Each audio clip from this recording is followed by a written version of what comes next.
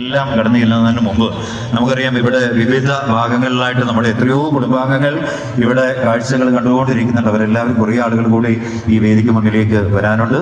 വർഷങ്ങൾക്ക് മുമ്പ് കൂടെവിടെ എന്ന ചിത്രത്തിലൂടെ ഏറെ സൂപ്പർ ഹിറ്റായ ഒരു ഗാനമാണ്.